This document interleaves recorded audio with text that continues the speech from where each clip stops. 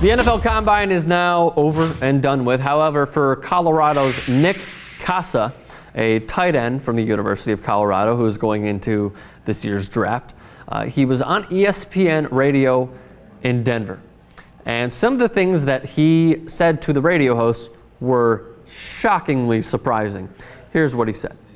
I think the whole point of the week is to play with your mind, as in those who interview the players that could be drafted by their teams, is to play with your mind to see if you stay focused and stay driven. There was a couple of questions by coaches. They try to catch you off guard or try to say something you wouldn't normally say to see if they can get a reaction. They're trying to see how badly they can get in your mind. And then he continued. As for those specific inquiries, they ask you like, do you have a girlfriend? Are you married? Do you like girls? And then he also said those kinds of things. It was kind of weird. But they would ask you with a straight face, and it's a pretty weird experience altogether. Now, Yahoo continues along this ridiculous escapade.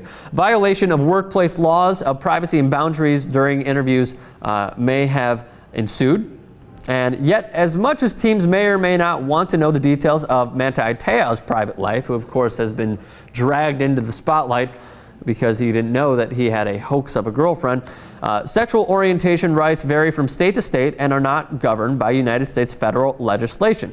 As such, 13 of 32 NFL franchises are prohibited by law from discrimination based on sexual orientation.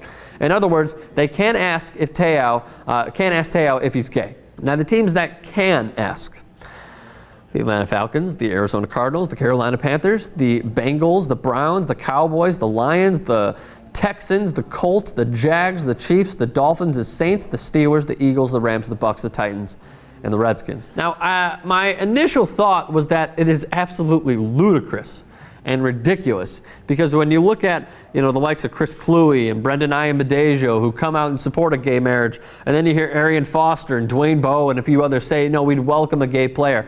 Apparently management would not.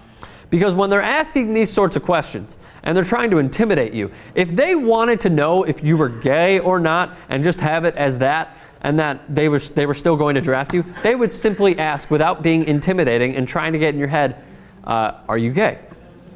Granted, some of them cannot ask that question. Yahoo has put out a report saying that a lot of these GMs and people who are interviewing the players have gone around and danced around. Like there are loopholes and everything, even in this.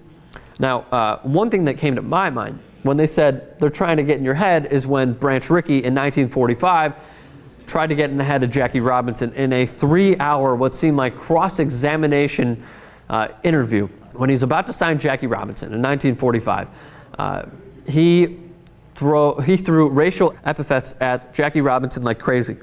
And Jackie Robinson said, are you looking for a Negro who's afraid to fight back? And Branch Rickey famously said, I needed a Negro player with guts enough not to fight back. Now, are they trying to have them fight back and say, yeah, I'm gay? I don't know.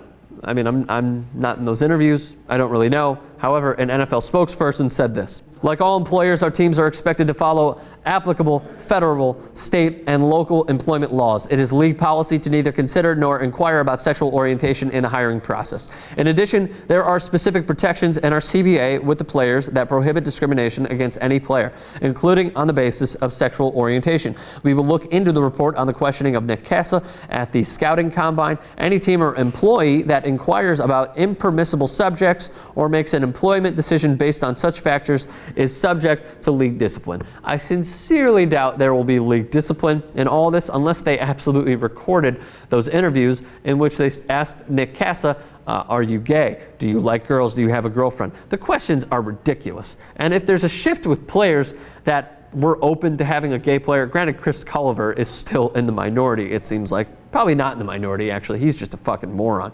So why can't GMs and those in management just accept it? Why does this have to be part of the examination interview phase? Why can't they just ask about playing days? I mean, look, in an interview that I did for the Turks, Ben Mankiewicz did not ask me if I was gay. I am not a gay man. But he did not ask me at all. He did not ask me if I have a girlfriend. He talked business. He talked about if I simply know what I'm talking about. Granted, I feel like sometimes I don't and you guys don't. That's besides the point. He asked me a lot of questions just strictly on business. That's how it should be. Still, the Dolphins GM, I forget his name, takes the cake when he asked Des Bryant, so is your mom still a prostitute? That was ridiculous. This is also ridiculous. We need to move on. This shouldn't be part of the questioning phase. So if you agree with me, give this video a thumbs up. If you disagree with me, give it a thumbs down. I would go for the former. And also, please do us a favor, leave a thought in the comments and subscribe to 2x2 Sports.